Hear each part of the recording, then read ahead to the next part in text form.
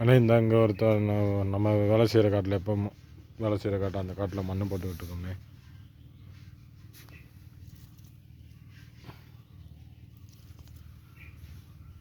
இதெல்லாம் சாரம் புதுச்சாரம் பார்த்தீங்கன்னா அவ்வளோ நீளமாக தட்டைக்கு சைட்டை பார்த்தீங்கன்னா